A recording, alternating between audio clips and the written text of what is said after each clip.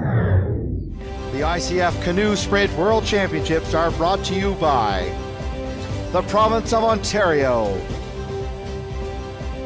the Government of Canada, and Tourism Niagara.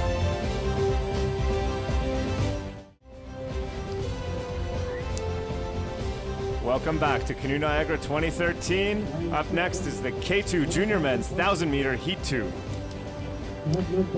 And here we go, your lane assignments. In lane number 1 is Korea's Junhing Park and Gi-hong Guan. In lane 2, the Canadian crew, Patrick Dan and Zane Clark. In lane 3 from Denmark, Kasper Pretzman and Morten Graveson. Lane 4, the Australians, Jaden Newell and Mitchell Hughes. Slovakia's Dennis Misak and Tibor Linka in 5. Argentina's in 6 with Augustin Vernice and Manuel Lascano. And Republic of South Africa's in lane 7, Brian Leroux and Louis Hadding. And lane number 8, France, Leo Maisonneuve and Guillaume de Cauchemar. The two young Canadians in this boat are going to be paying attention to the Danish crew on their right in lane 3. It's a shot of the guys. They know that the boat on their right finished 3rd at the European Championships. They know that boat is fast, and they know that they're going to have to keep up with them if they want a chance in the final. Well, I like the look of this Canadian boat. Patrick Dan and Zane Clark, both great athletes, very fit. Dane, of course, from the East Coast. He's paddled with Bannock Canoe Club out there, and with Mick Mack, he's trained with both those clubs, pardon me. And he's bringing a lot to the table here, and a great partner in Patrick Dan. Yeah, now this is probably the most stressful point in a race. Looks like we may be missing a crew, actually. I can't see. Looks like we may be missing boat 3, Denmark, who would be the favorite.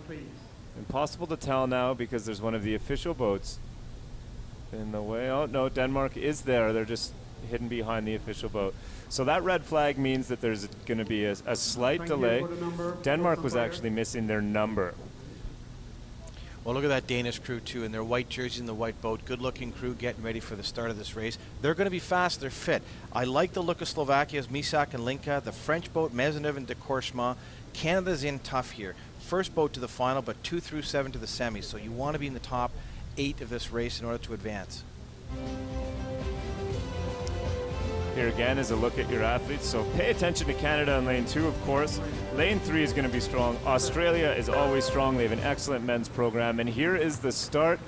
Very close off the line. I mean, the K2s move so quickly that it doesn't spread until maybe after the transition. About 100 meters into the race, we'll start seeing the different crews spreading out, spreading in between the first crews and the other crews. Here are the Canadians looking really good. Very relaxed. You can see them breathing. They time that breathing with the strokes. Everything happens as they've practiced it. It's great to get this first race under your belt for these guys and just focus on the rest of the regatta then. Well, Zane Clark is from Dartmouth, Nova Scotia, and Patrick Dan's from Victoria, so they make a great combination, coast to coast here for the Canadians in lane number 2. But I'm impressed with the start that the French crew, Maisonneuve and de Cauchemar, got.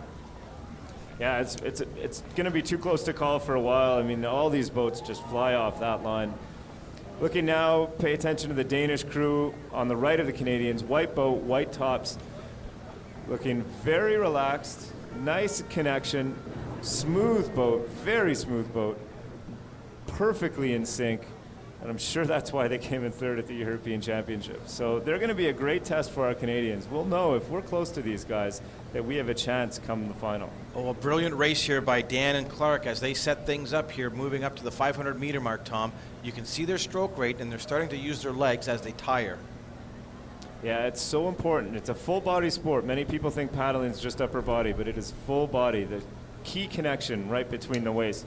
Right now, we have lane 6, Argentina winning, coming through the 500. They are ahead. Argentina, followed by Denmark in lane 3, and in lane 5, Slovakia.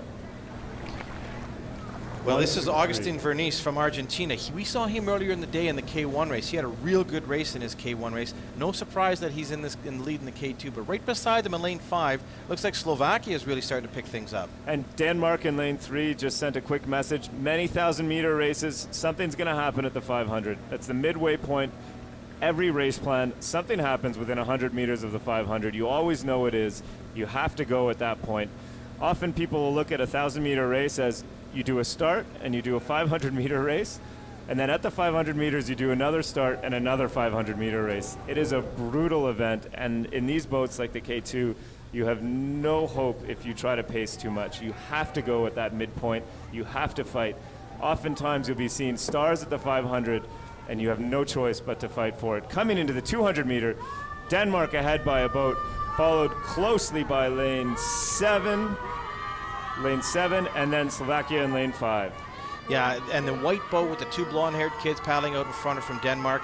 And you'll see in lane number 6, the Argentinian boat, Vernice and Lascano. They are having a great finish. But here we go, the last 100 meters, Tom. That looks like Denmark in lane number 3 really starting to step on the gas. And in the blue boat in lane number 5 is Slovakia, Misak and Linka. And to their right in the white is Argentina, Vernice and Lascano. And on the far outside is France in lane 8. But this is all Denmark. Kasper Pretzmann and Morten Gravesen from Denmark. Little fight for second place here, very close. Looks like lane 5 just got it over Argentina in lane 6. So that means